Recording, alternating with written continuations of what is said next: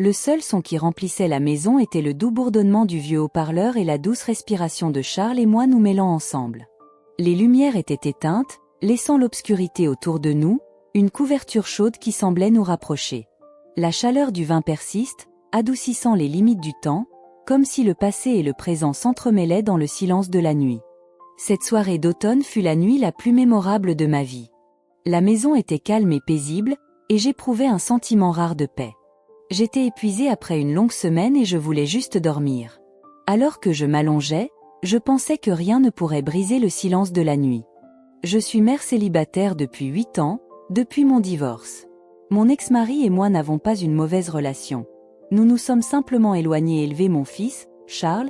Seule a été la chose la plus enrichissante et la plus difficile que j'ai jamais faite. Le garçon est tout pour moi, intelligent, drôle et gentil. J'étais trop fatiguée pour réfléchir et mon esprit était vide. La maison était calme et Charles s'était couché des heures plus tôt après avoir joué à des jeux vidéo et fait ses devoirs. Finalement, j'avais un peu de temps pour moi dans ma chambre. La lumière de la lune brillait à travers les rideaux fins, créant des ombres douces sur le mur. Je me suis recroquevillée sous les couvertures, profitant de la chaleur et laissant mon esprit vagabonder. La vie a été plutôt calme ces derniers temps, ce qui est un changement agréable après une année difficile. Charles et moi avons traversé beaucoup de choses ensemble depuis le départ de son père, mais nous avons construit une belle vie ensemble. Même si Charles a presque 17 ans, nous sommes toujours très proches. Il a toujours été une personne attentionnée et attentionnée, et parfois je crains qu'il assume trop de responsabilités pour quelqu'un de son âge. Je souris quand je pense à lui. Il est tellement gentil et je me sens chanceuse de l'avoir dans ma vie. Mais ce soir, je suis trop fatiguée pour réfléchir. Je me sens lourd et somnole. Puis j'ai entendu un léger coup à la porte de la chambre. Je me suis réveillée un peu, pensant que cela faisait partie d'un rêve, mais le coup est venu à nouveau, doucement, et j'étais complètement réveillée. Maman, la voix de Charles était douce, mais suffisante pour me réveiller. Je clignais des yeux, essayant de me concentrer sur la porte. Je pouvais voir la silhouette de Charles dans la faible lumière du couloir. Je me suis assis, essayant de me réveiller complètement. « Charles, qu'est-ce qui ne va pas ?» J'ai demandé, ma voix encore endormie. Il s'arrêta avant d'entrer dans la pièce et ferma doucement la porte. Il semblait incertain en entrant. « Je n'arrive pas à dormir », dit-il en baissant les yeux alors qu'il se tenait près de mon lit. Je me sentais inquiète parce que je voyais que quelque chose le dérangeait. Depuis le divorce, Charles a parfois du mal à dormir, mais il en parle rarement. Je sais que le départ de ton père t'a blessé plus que tu ne l'as laissé paraître, et ce soir, j'ai pu voir la tristesse dans tes yeux. Viens ici, dis-je doucement en tapotant l'espace à côté de moi sur le lit. Tu peux rester avec moi ce soir si tu veux. Il a hésité un instant, puis est venu s'allonger à côté de moi. Il était allongé sur le côté, face à moi, et je pouvais voir à quel point il avait l'air fatigué dans la faible lumière. Il semblait également faible, ce qui était inhabituel pour lui. « Tu veux en parler ?» J'ai demandé doucement. Charles secoua la tête, ses cheveux noirs tombant dans ses yeux. « Non, je veux juste être près de toi, » dit-il, sa voix à peine plus haute qu'un murmure. Mon cœur est chaud. Cela faisait longtemps que Charles ne voulait pas être aussi proche de moi, comme quand il était plus jeune. Je tendis la main et écartai ses cheveux de son front en lui souriant. « C'est bon, » murmurai-je en posant ma main sur son épaule. « Tu peux rester aussi longtemps que tu le souhaites. » Il m'a souri en retour, mais je pouvais toujours dire que quelque chose le dérangeait, quelque chose dont il ne voulait pas parler. Je ne lui ai pas posé la question. Au lieu de cela, je me suis allongée, j'ai tiré les couvertures sur nous deux et j'ai laissé le silence nous réconforter. Nous sommes restés allongés là un moment, profitant de la paix. La respiration de Charles ralentit et je crus qu'il s'était endormi. Mais ensuite il a parlé à nouveau, si doucement que j'ai failli ne pas l'entendre. « Maman, est-ce que papa te manque parfois ?» Sa question m'a surpris, mais je savais qu'il parlait de son père. C'était une question que j'avais évitée pendant des années, une question à laquelle je ne savais pas comment répondre. « Parfois oui, » ai-je admis doucement. « Mais ça ne va pas bien entre nous, Charles. Tu le sais. » Il hocha la tête, mais je savais qu'il voulait en savoir plus. « Avez-vous déjà pensé que les choses pourraient être différentes ?» Il a demandé. Je soupirai en pensant aux regrets passés. « Peut-être, dis-je doucement. Mais nous ne pouvons pas changer ce qui s'est passé.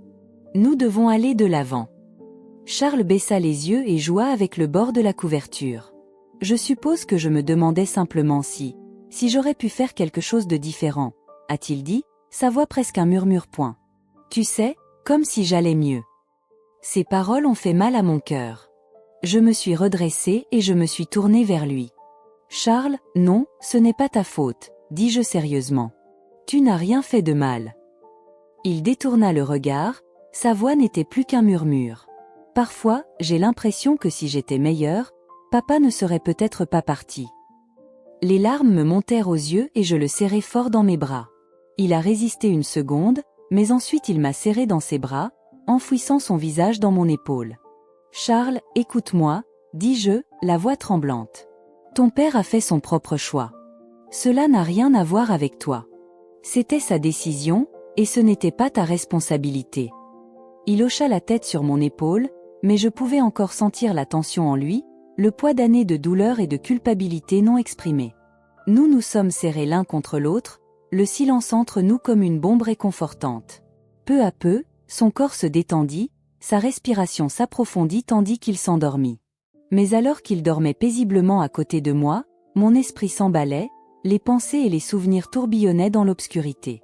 Nous avions tous les deux enduré tant de choses, mais au milieu du réconfort tranquille de cette étreinte partagée, un sentiment soudain a surgi en moi. Un sentiment que je ne pouvais pas nommer, une chaleur se répandant dans ma poitrine, une connexion plus profonde, plus intime que le lien habituel entre une mère et son fils. J'ai essayé de l'ignorer, de me concentrer sur sa respiration, mais la sensation persistait, un murmure lancinant qui refusait d'être ignoré.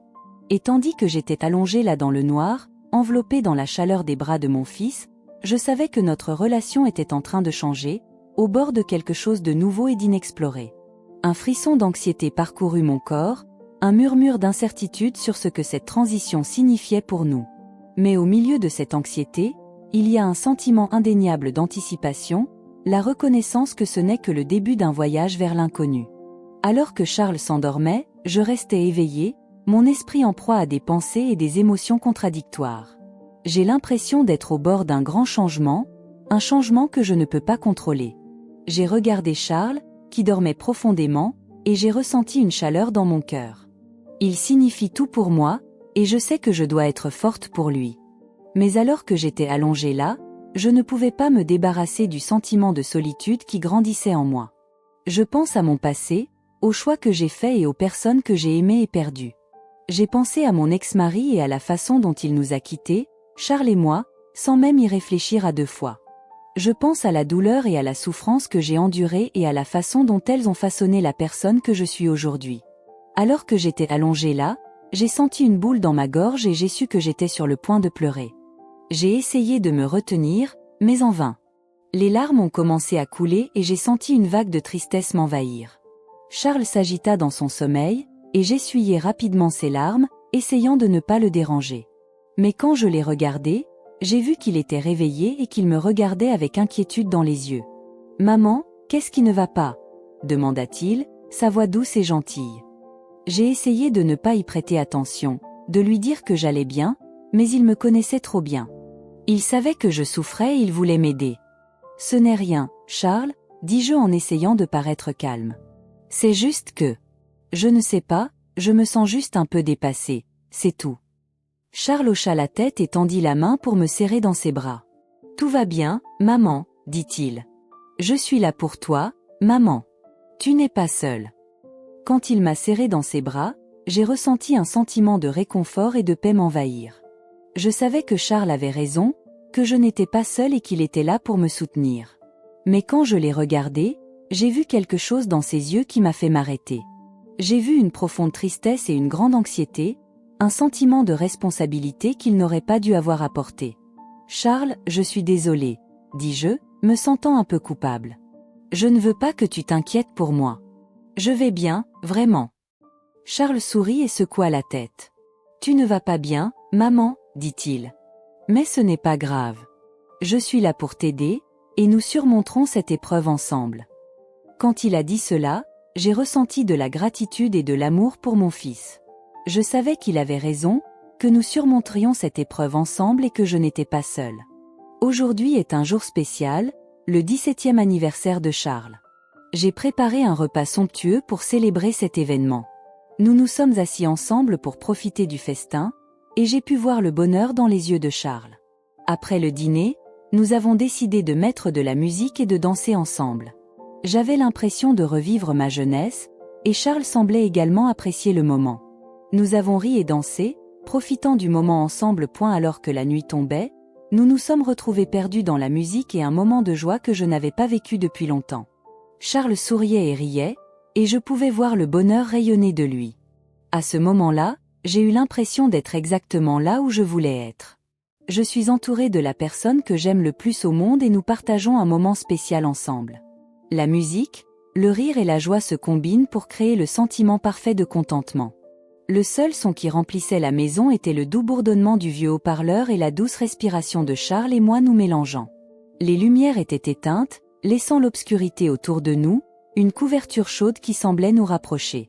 La chaleur du vin persistait, adoucissant les limites du temps, comme si le passé et le présent s'entremêlaient dans le calme de la nuit. Dans notre proximité, j'ai trouvé une paix que je n'avais pas connue depuis des années, le sentiment que ma vie, avec tous ses amours et ses pertes, comptait toujours profondément liée.